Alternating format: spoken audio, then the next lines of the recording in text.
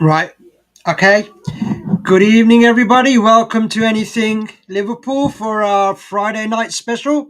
And we've got a special for you all today. It's going to be a cracking show. Before we start and I introduce our aunt, we've got some new transfers.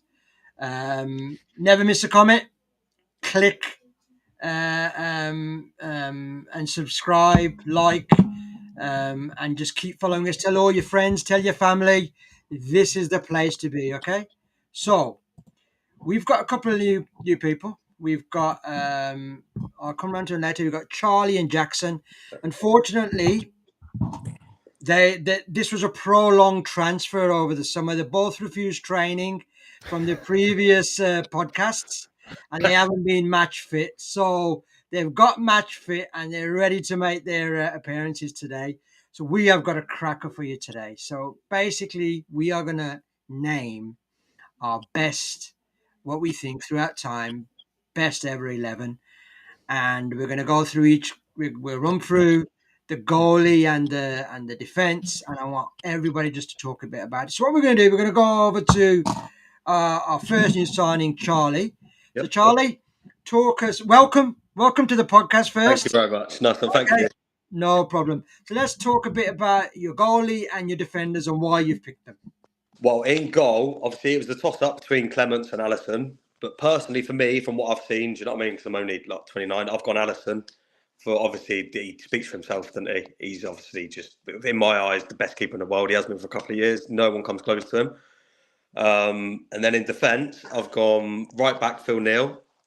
Obviously, there would have been a certain someone else who would have been right back if he'd have stayed, the unspoken one, which you can't say his name for certain reasons. I think that speaks for his own. You know what I mean? 1 UEFA Cup, 8 league titles, four European Cups. You know what I mean? It speaks for itself. Then a centre back partnership of Van Dijk and Hansen, which I think is just unbelievable. And then Robertson left back. And I think that's I think that'll be my back five anyway. That looks like a great one. So I think we're not going to get much of an argument, but we're gonna bring on the next new signing, Jackson. Yes, everybody, he's got a second name for a first name. It's Jackson. Welcome to the show, Jackson.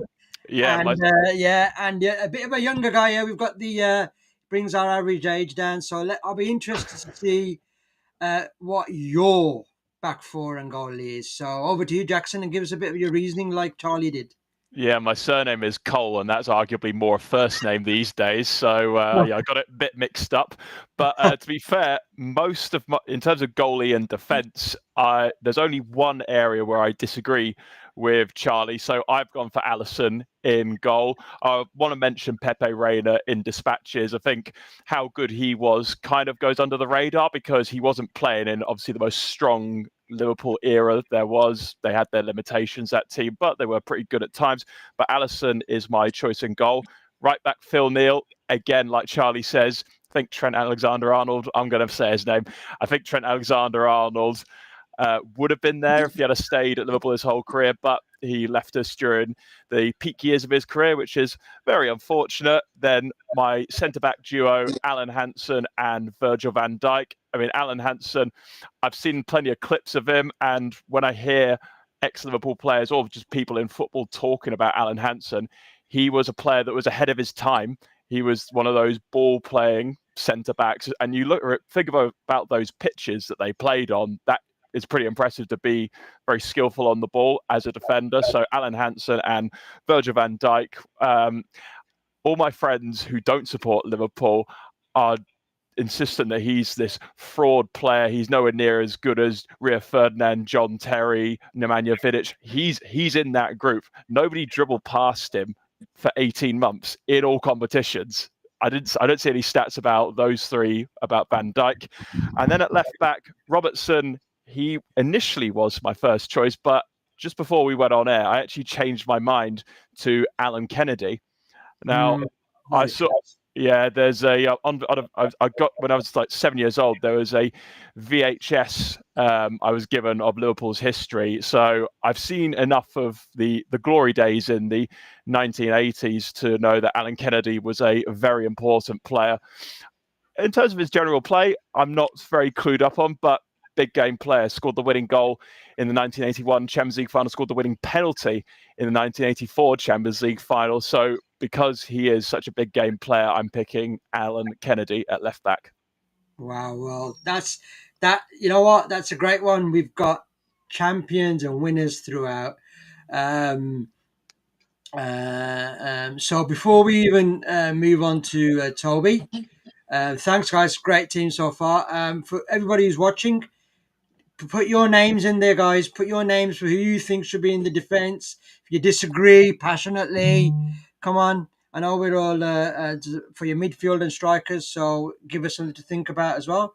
So, Toby, always a man of wise words. The calm in the storm, this guy is.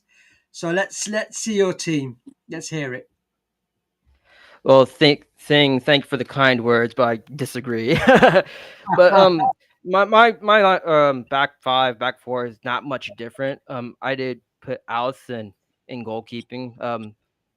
Yeah, I just think he's the best in the world. You know, there for a period of time, I actually thought Thibaut Courtois was the better goalkeeper than Allison, but what changed my mind was that game against PSG last season in the Champions League. You don't save 27 goals and not become you just don't bypass the name best goalkeeper in the world. You just don't. So that sold it for me.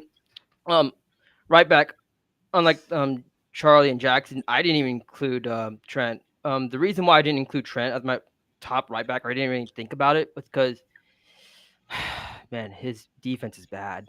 He's such a unicorn in passing, but defense, I can't tell you how many times I've seen clips where he just got passed by, and just maybe midfield. If he played midfield, he would have been one of the top for sure. But he didn't even crack my top right back. So I decided to go with Phil Neal. I went with Van Dijk. This one might surprise people. I guess I'll change it up because I wrestled with like Thompson, Hansen, and Yeats, and I decided to go with Yeats because the way Shankly described him he described him as this colossus man, right? And in my background, I want some height, right? But I also want the psychological advantage as well. So when you describe a player as colossus, it already puts inside the players' heads that, oh man, I'm going up against this real tall dude, and just get a psychological advantage. That's what I'm looking for. And then I put Alan Kennedy. The reason why I didn't go Robertson was because I didn't want to seem too recently biased. So I was like, okay, let me try to find another one. Alan Kennedy sounds good, so that's where I went off with. Great. So that's great. So I sort of toyed in my mind. Great teams, by the way, guys. And I think it just shows people will be sitting and think, why is X not in the team? Why is Y not in the team? And it just shows how many great players we've had over the time. I thought about going with, in my mind, a moments team. You know, who's giving me the most moments? But then I thought this would be the world's shittest team. And it was like Lovren and people like Traore, and I thought no, but I'm going to go in and I am actually going to name my backline against some of the people who I put close to who just, I don't know, maybe made me love not the best, but made me love Liverpool the way I love them. So I'm going to put as my goalie as Bruce Grobbelaar, because that was the guy I watched day in, day out. Loved him to bits. Could never do any wrong for me. You know, the old wobbly legs, Jersey dude that copied that. You know, that was my first memory of that guy, young little me sitting in front of the TV watching him do that. So I'm going to go for Mr. Grobbelaar. And then this guy at right back is never won the most. Didn't have the longest career, but in my mind, if he stayed injury free and he stayed with us all this time, yeah, Rob Jones. He was an absolute. He was the Ashley Cole of the left side and the right side. He couldn't get past it. And then people forget when we bought Jason McAteer, he went out on the left and played as a left back. And I loved that guy. Remember, we signed him from Crewe. What a player. So, yeah, Rob Jones. Centre of defence. I love VVD. Love him to bits. But I'm sorry, mate. nobody's surpassing Lawrenson and Hansen. Nobody's getting past those two beasts. Yeah, I talked about Emlyn Hughes as well. I know he played in various positions, but I went for those two. But left back, I think without a doubt, I don't think anybody. And I know Kennedy scored the winning goal and the fact, but I think in the annals of history, Robertson will go down as one of the greatest left, not only for Liverpool in the Premiership.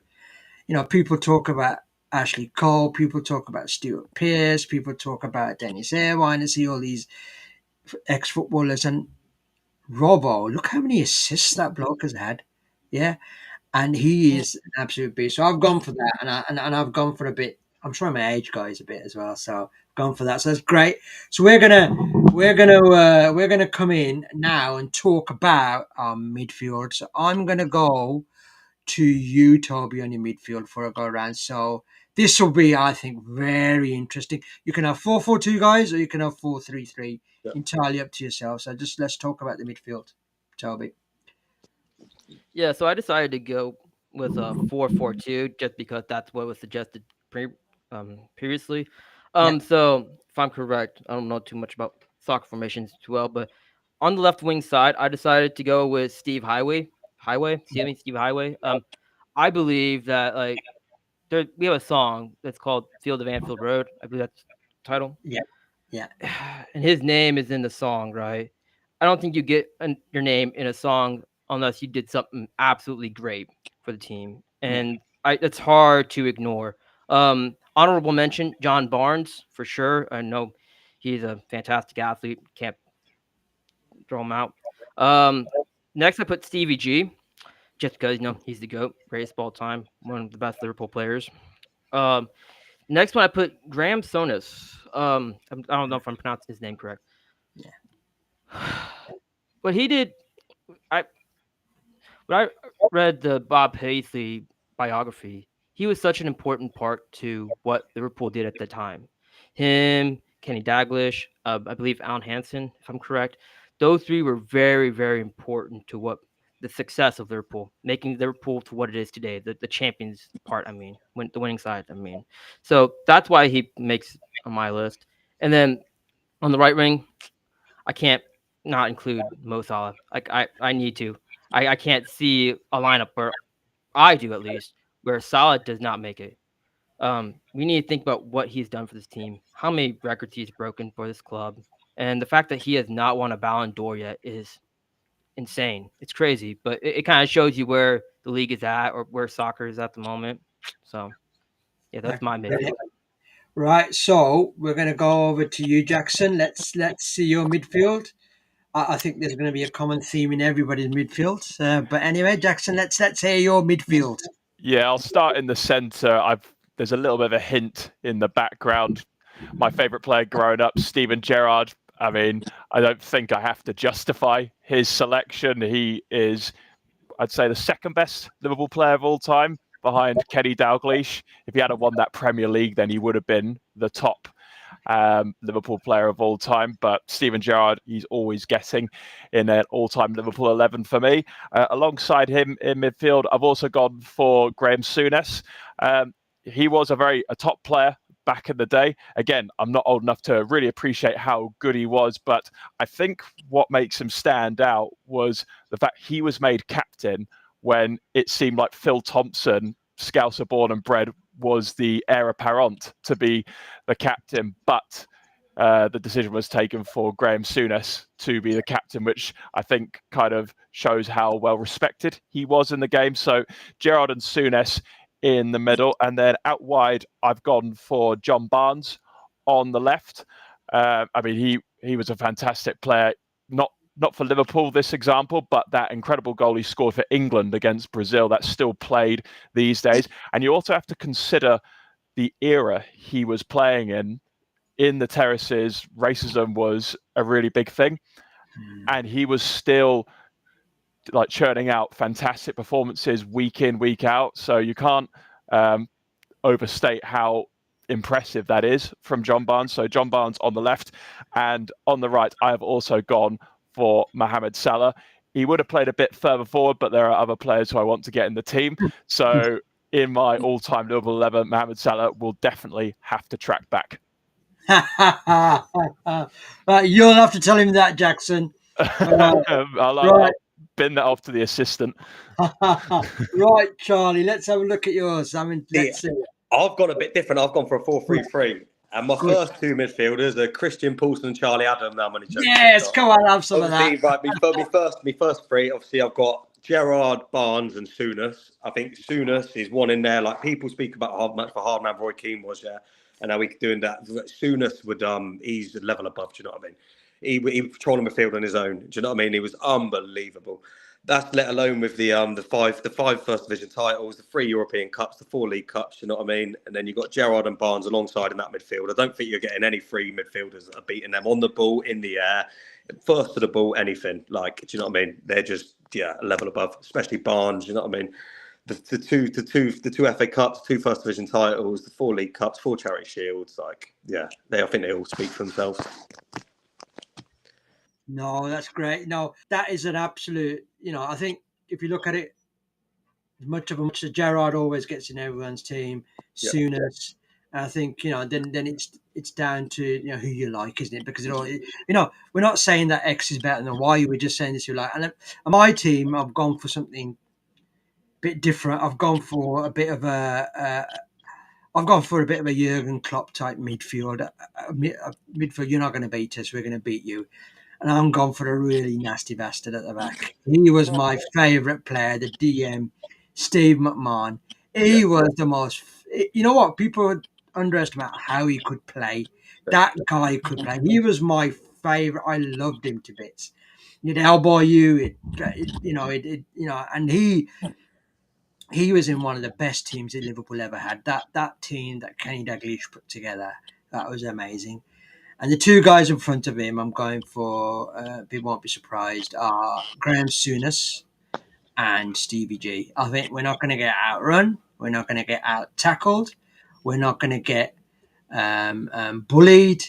We're going to create everything. We're just going to be absolutely brilliant.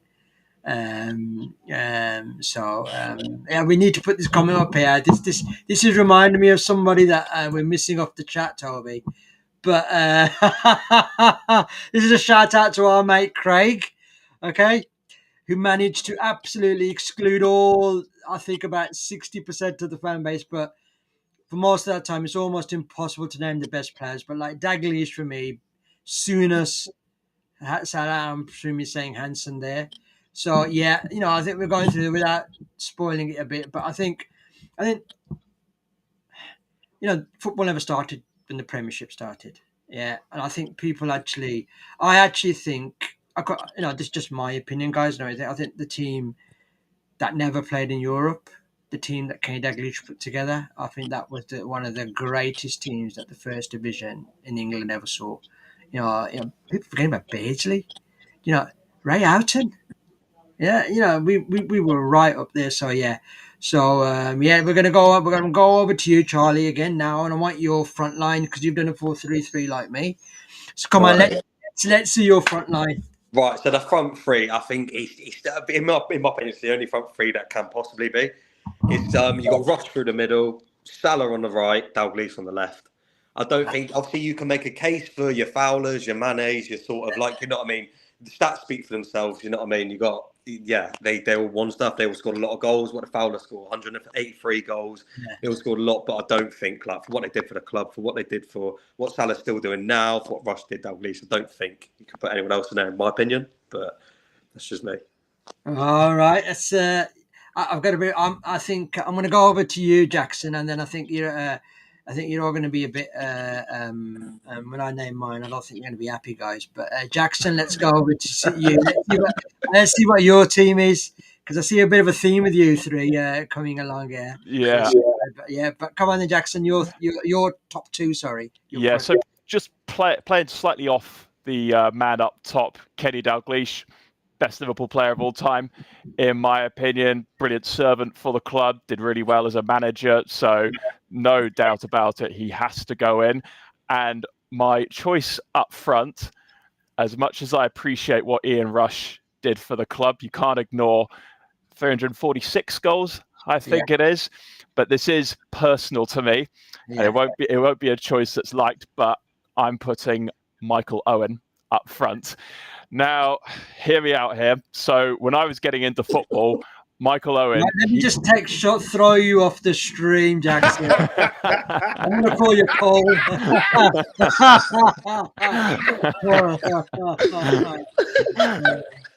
Come on, let's justify yourself. We need to hear this. Yeah. So when I was first getting into football, the main man of English football, it was either David Beckham or Michael Owen. Michael Owen was someone who I always preferred. In fact, the first football match I properly watched was when England beat Germany 5-1 in Munich, and Michael Owen got the hat trick. All Liverpool scorers that day, by the way. And obviously, he did sign for Manchester United, but I do think context is very important when looking back at Michael Owen's relationship with Liverpool. When Rafael Benitez came in, Rafael Benitez didn't fancy him, and Real Madrid just so happened to want him. And well, if your manager doesn't want you and Real Madrid come calling, you may as well go. And so he went to Real Madrid, didn't work out for him. He has said in his autobiography he wanted to go back to Liverpool, and it did look like it was going to happen, but I think ultimately because Rafa didn't fancy him, the deal didn't happen. Then he had to go to Newcastle, and he said how much he hated going to Newcastle. And then he left Newcastle in 2009 when they'd just been relegated. And when Manchester United, who had just won the Premier League, come calling, as a professional footballer, you make the move. You just do. When Sir Alex Ferguson says, "I want to sign you," you have to go. And he tried to go back to Liverpool before that, but they didn't want him. So I think he does deserve a bit more credit. And also, 2001, he won the Ballon d'Or as a Liverpool player, last England player to do that. So while I accept Michael Owen has not put up the same numbers as your Ian Rushes, to me, he was one of my heroes growing up. So I'm putting Michael Owen up front.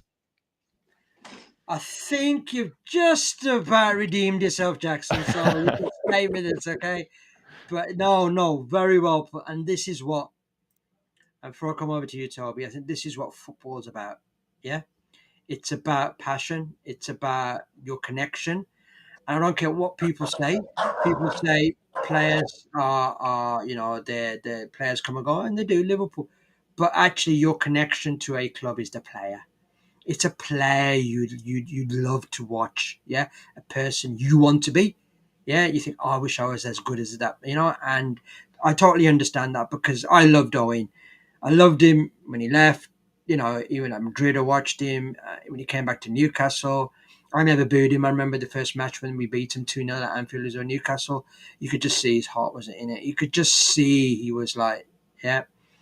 And then the only time I just felt a bit of bitterness was when he went to United. I just couldn't forgive him. But, time heals all. So, but come on, Toby, let's go over to you for your front two. And let's see who you've chosen. Yeah, so I went pretty safe with this one. I guess Kenny Dalglish up top for sure. It's pretty self-explanatory. He epitomizes what Liverpool is and everything. Even when the Hillsborough '97 happened, he was there. He's all around. Like, he bleeds Liverpool basically. So, and I want a player on my team that it will play for the club. Even him being a manager, that just shows what type of person he is or how dedicated he was to the club. And then right beside him, I put Ian Rush. Now, this one I picked because I mentioned earlier last year I read the Bob Paisley biography.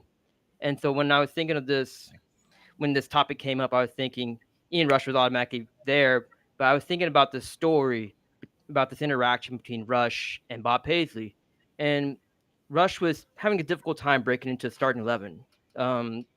He was on the reserves. He couldn't even get on the bench. Well, he goes into Bob Paisley's office and he says, Bob, why am I not on the starting 11? Why am I not on the bench? And he looks at him and he says, Rush, it's because you pass the fucking ball too much. I need you to score goals.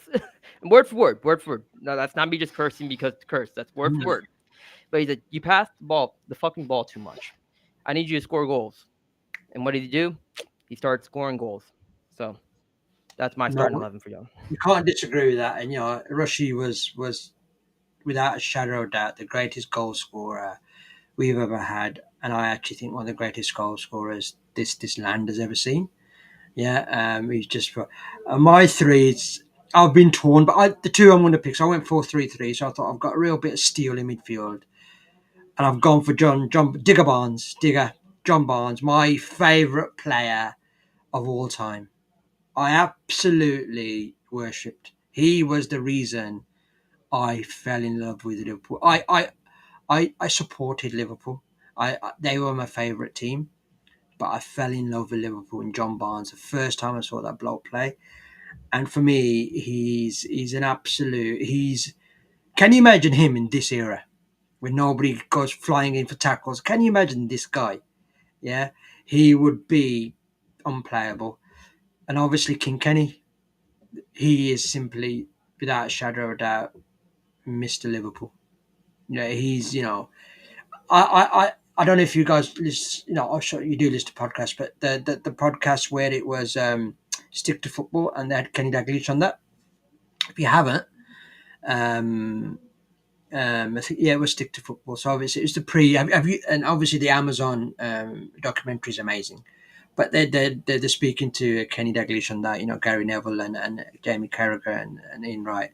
And some of the stuff he's coming out with is just where he talks about his life and everything, and then what he with Liverpool is amazing. And beyond all that, the guy was a magician, absolute magician. Yeah, and people forget player manager. He scored the winning goal that won us the title as well on his chest while he tapped. So up front, this is the bit that I really, really hurt me, and I didn't know who am I going to choose here. And there were two players I had in mind. So as you can see, I'm not picked Salah. Okay, sorry Salah. Honorable mention. Love you to bits. Mo Salah. Giving us everything. But there were two players I was torn. I was torn against the greatest goal scorer we've ever had, which was Ian Rush, and then the other one was the most talented, the most outrageous, the player that absolutely did things on the pitch that you just went, how did you do that? And that was Luis Suarez. Yeah. Luis Suarez, for me, yeah, at that time was the best player in the Premiership. I think he was outraged. I still remember, I think it was a hat trick against, was it Norwich? Was it the 4 goals? I think it was against Fulham as well. He smashed everything from any angle of the pitch, and the Newcastle got on his shoulder. It come over, he flicked it, and I think that guy, if you imagine him in this team, or you imagine him in Jurgen's team, yeah, it's about time and a place. So I said I'm going to stick with Suarez. So that's my team. I think I've got a team of hard knocks in mine, haven't I? Luis Suarez will bite you to death. John Barnes, he didn't hold back. And then you've got the nutters in midfield. So I think it's a great team. So I didn't put this on our previous sort of thing. I'm going to start with myself. I'm going to go around all. I want you to name a manager for your team as well. Okay. So for my team, for me, he is the modern day Shankly. Yeah. He come in, put Liverpool on his back. Yeah. And he said, let's turn doubters into believers. Yeah. The one and only Jurgen Klopp. I don't care what anybody says. Yeah. He may not have won as much as any other manager, but Jurgen Klopp was for me the greatest person ever to manage Liverpool, and I will be indebted. 70% of the matches I've watched have been Jurgen Klopp matches, so I can't say anything other than that. So I'm going to go across to you, Toby, on this one. Who's your manager for this? Don't say Roy Hodgson. Oh dear God, no! Please, no, no, no! Please, God, no! I know. Yeah, I'm sure y'all seen the Punisher meme where he's shouting, "No, no, no, no, no!" That's why Yeah, I think of Roy Hodgson. But honestly, I think I've alluded to it a couple times in this stream already. But Bob Paisley, like I think unfortunately, I know he's won a lot of trophies and all that, but one of the managers in our history where he kind of gets overshadowed by Shankly, rightfully so. But let's not forget that Paisley won us a lot of trophies. He was on the team before. He was a player and a manager or coach before Shankly came to the team. Not to mention we had a lot of success with him. Excuse me. And I guess I see a lot of myself in Bob Paisley as well. He sees the game saw the game a certain way. He was more tactical, more psychological, and I guess in a way I can relate to that. I will say honorable mention Rafael Benitez. I think he is one of the more underrated managers as well. We forget that, like, though he didn't win a Premier League, he did take us to the Champions League, and we beat AC Milan, a very good AC Milan team, and we Best in the world. underachieved. Yeah, best in the world. Yeah, we underachieved. We overachieved. Excuse me, wrong terminology. We overachieved for a team that shouldn't have even beaten the best team in the world. So, there's my manager. Okay. We're gonna go over to you, Jackson, for your manager. Charlie's about to he's gone on walkies and said screw these guys. But It's all right. I'm just getting any family being loud in the kitchen, so I'm coming don't worry about upstairs. it. It wasn't the Michael Owen suggestion, was it? Yeah, No, yeah. it wasn't. Don't worry. We're at your house, Jackson, to sort you out. But, yeah, who's your manager then? Who's your manager? So the manager I've gone with is Bill Shankly. He took over Liverpool when they were a second division club, and he made us serious. He talks about wanting to make Liverpool into that bastion of invincibility, and after years and years of work, he got us to the top.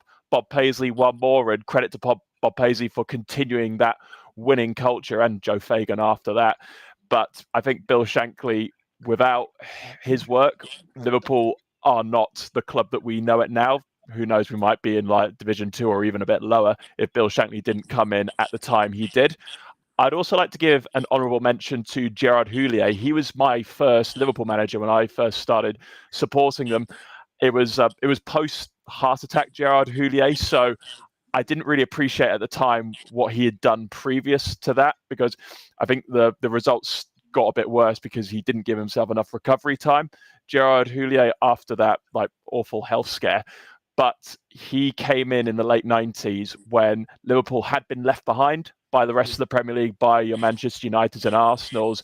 Liverpool were still stuck in that culture that served them so well in the 1980s, and some of the players were perhaps didn't have the best attitude compared to Manchester United and Arsenal, but he dragged Liverpool up to that standard. And well, there was even though it's labelled the Mickey Mouse treble, it's still very impressive to win 3 trophies in one season. And the following season, they came very, very close to winning the Premier League as well. So I'm going to give Gerard Houllier an honourable mention because I did not appreciate what he did at the time. But now that I look back, he was a very good manager and exactly what Liverpool needed at that point.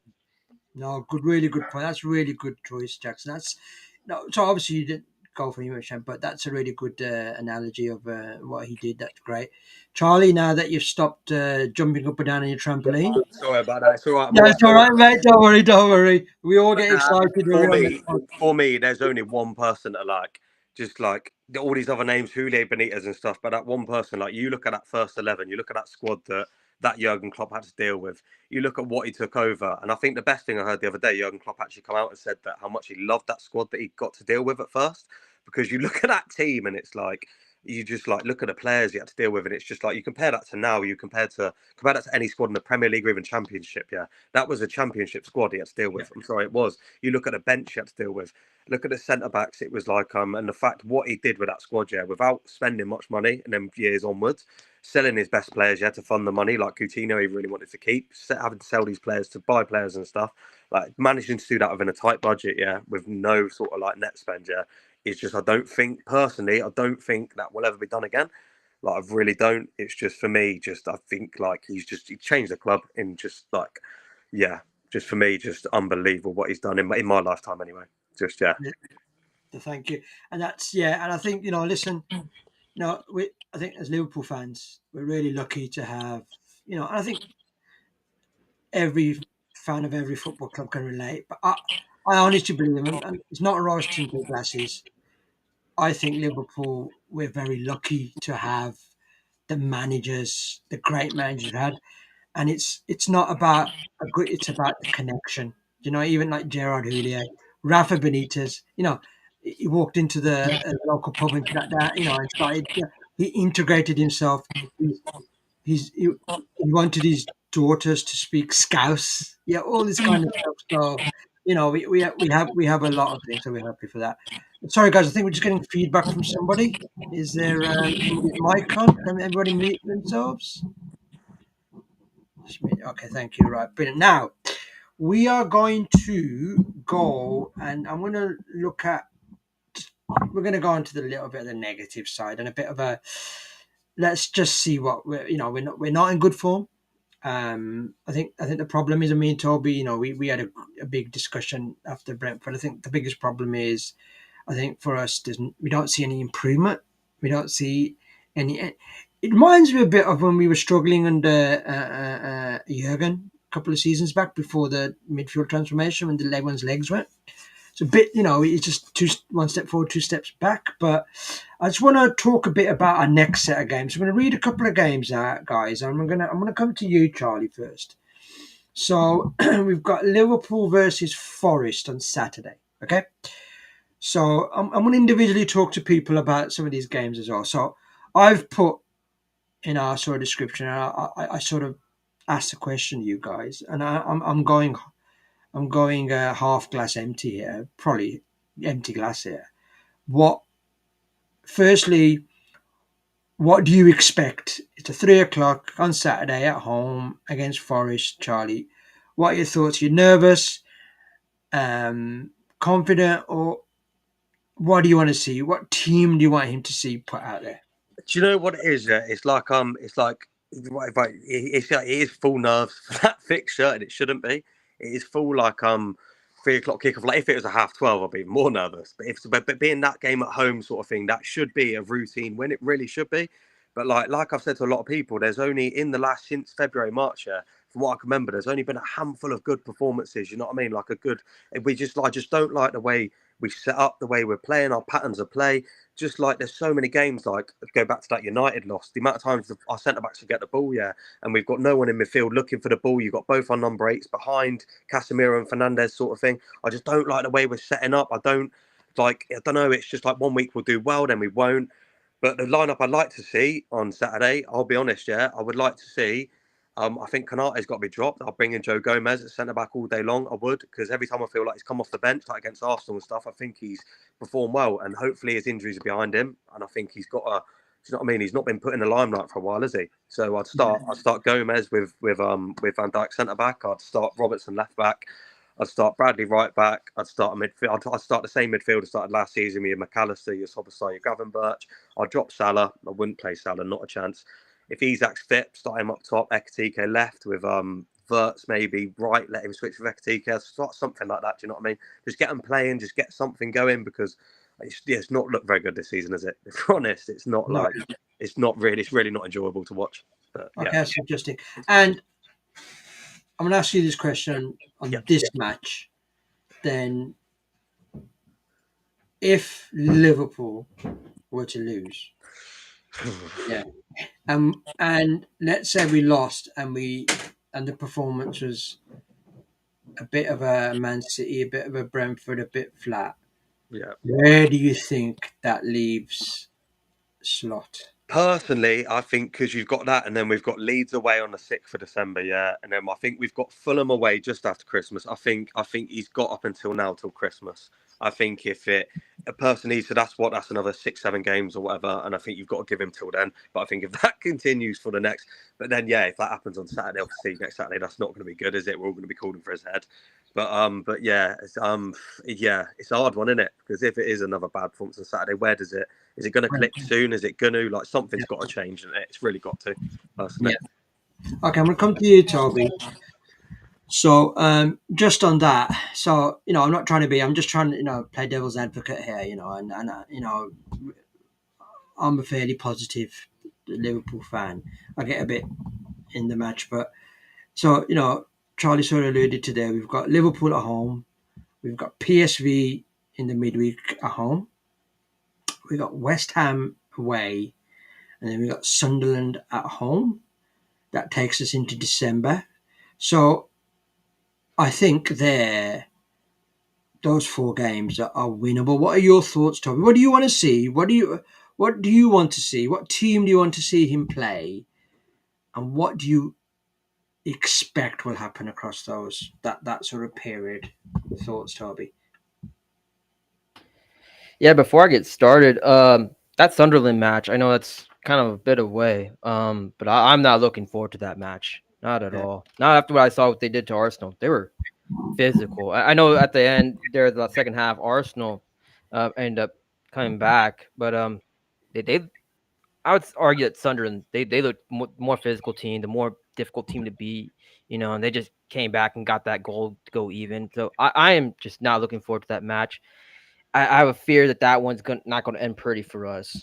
We have not played well against a team that plays the back three, plays with low block, and that prefers to just counter.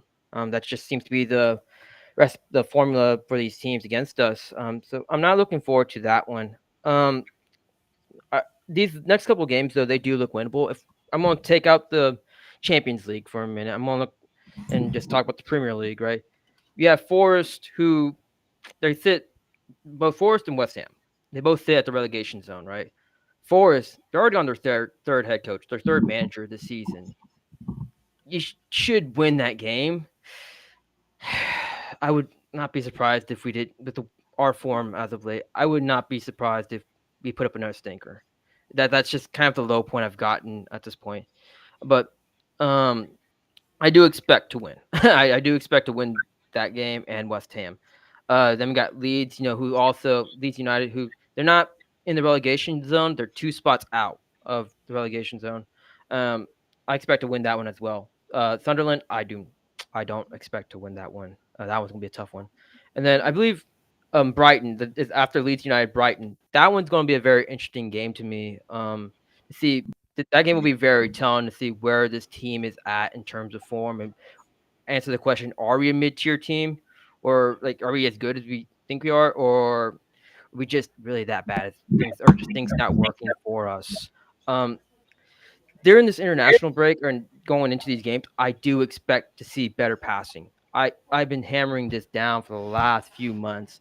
In that game against Man City, there for the first 20 minutes or so, we couldn't even complete a single pass. What's going on here, y'all? What's going on? Like, is it just depressing? Is it just the way City's setting up? Are we just rushing the ball? Like, I see the same issue in about every loss. Like, we are just not passing the ball well. And why do I hammer this point? Is because when you turn the ball over around mid pitch, right, you give the opposition less pitch to work with, meaning they're doing less work and they're being able to attack whenever, it's just the proof is in the pudding. The proof is in the details.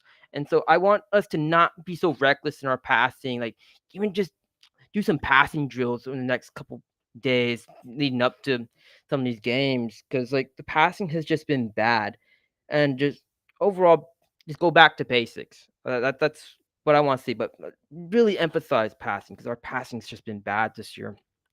Now, in terms of formation, it'll be very interesting to see if Isak comes back, if he's healthy in this game for this game. I mean, excuse me, because if he is, I wouldn't be surprised if we ran a 4-4-2 out, or a 4-4-2. Get Ekatike, get Isak out there, and have Wirtz playing in the middle along with Soboslai, McAllister, and Gravenberch. But if he's not, I imagine we stick to like a 4-2-3-1 for most of this for the rest of some of these games. Just that's because that's what thought has ran out there. So Brilliant. Yeah, just for a note before I go to you, Jackson, just to let you know, Toby. Yeah, so Isak tomorrow. Keep an eye on the game. 7:45, Switzerland versus Sweden. So it's a make or break game for Sweden. Actually, if they don't win that game, they're not qualifying for World Cup. So and then they got Slovenia on the Tuesday. So I think if he plays, he's definitely going to be playing for us on the weekend. But yeah, so that's a big one. So Jackson, same thing. So there's a set of games there. We've got the big one, Forest at home. It doesn't get any easier. We've got PSV at home, West Ham away, and like I said, Sunderland at home. So your thoughts, firstly, what's your expectation? What team do you want to see? And what do you think's going to happen over the next period? Yeah, so my expectation between for the first game back from the international break up until the beginning of January when we play Arsenal at the Emirates, I want to see control of matches and I want to see consistent winning again. I think it's 11 games, Premier League and Champions League in that period. I'm not expecting all of them to be wins. Perhaps last season that could have been an attainable target, but just the way the season's gone, we can't really expect that. But I need to see consistent winning. And well, so many games we played this season, we've been overrun in midfield, been caught on the counter. I just want us to get on the ball and just pass it around whoever we're playing, because this time last year, in the autumn and winter months when we were in our purple patch, which ultimately won us the league, we had the ball. The team couldn't get it off us. So, and if the other team doesn't have the ball, then they're not going to win games. So get on the ball, because that's what Arne Slot has brought in to this Liverpool team, certainly last season, not so much this season. So control of games by just keeping the ball. I want to see Florian Wirtz played a bit more. I still maintain he's been good in the Champions League. He hasn't got to grips with the Premier League. So the fact that he's performing well in the Champions League gives me confidence that it'll click. He'll eventually get there in the Premier League. But the only way you can make him play well is just by continuing to give him a chance. With regards to Salah, I've seen a lot of talk about dropping him. Maybe like give him a temporary break from the starting 11. I think he's in bad form. He is low on confidence. I think if I was in Arne Slot's position, I would put my arm around the shoulder rather than give him a rocket, because if you think about Salah and Klopp's relationship, I think it was a very good professional relationship, but I don't think Klopp had a personal relationship like he did with Salah, like he did with Virgil van Dijk or Sadio Mane. And I think Arne Slot could really, take advantage of that situation of Salah not really having a personal relationship with his boss in however many years. So maybe for a couple of games, just take Salah out of the equation. And if you bring him on with like half an hour to go, an angry Mohamed Salah can be very dangerous against tired defenders. I agree with Charlie about dropping Konate. His head is clearly not right. I mean, Joe Gomez, he has had a couple of long-term injuries, but he can surely do a couple of 90-minute matches here and there. So I think you just got to play him. It's very unfortunate about Giovanni Leone. I think we would have seen a lot more of him if he didn't get that injury. Andy Robertson, I want to still see playing at left back. Just give Milos Kerkez a bit more time just to get to grips with things. And Alexander Isak, well, I mean, I'm a bit hesitant to sort of make this full judgment about Isak because we don't know if he's going to be fit for the Sweden game tomorrow. But once he comes back from this international break, we need to see performances from him. There are no excuses anymore. He didn't have a pre-season because he tried to force through the Liverpool move. I don't hold anything against him for that because I don't think he gets the move if he didn't act the way he did in the summer. But he's now been at the club for 3 months. We've paid a record fee for him. You've got to start performing, mate. Yeah. Oh, right, great. So I think we all much. I was going to sort of talk a bit about where my mind is, but firstly, I think Charlie's brought his fan club with him on the chat. So we've got Tobias, who's actually, you don't care about any of us three, but Charlie. So we're pointing at you, my friend, and we'll answer it as well. But do you think Liverpool have an identity in the slot? Personally, and he's asked that question because he knows my answer to it. I'm in a group chat with him, a Liverpool group chat, and he knows like we've all got the same opinion now. I don't personally like. Can you say there's? It's a hard one, isn't it? Because obviously, as soon as Slot first took over, then first couple of months, it looked like we're still playing the Klopp way, but we're controlling games more and stuff. But then it sort of seemed to just like Peter. Right now, I could say this year in 2025 anyway. Have we got any identity? Is there a certain way which we set up, and you think that's how we're trying to get at teams? That's how we're trying to like what we're trying to do. I don't personally, not this season, especially. Like, but then obviously games against Villa and Real Madrid, we do look good. But I just don't know. It's just if week to week we don't look just like the same way of playing. Does that make sense? Yeah.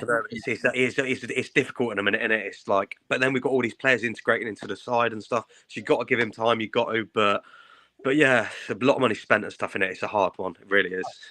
No, right, guys. I think that's great. I thought I'd get you in, Charlie, because your fan club kept Thank knocking you. the door out of you. But guys, you know, I know we could sit here for hours and talk, but it's been a great stream. Charlie Jackson, great first match, yeah. A few and off the bar. Jackson nearly got substituted off with his own comment, but we kept him on. Toby, as always, a pleasure. Yeah, the voice of reason. So, thanks everybody for listening. Like and subscribe. Our next show will be on Sunday, I think, and then we're back onto our regular, and then viewing next week as well. But for everyone for joining us, thanks for your questions. I hope you enjoyed the stream, and have a great evening. Cheers, everyone. Bye.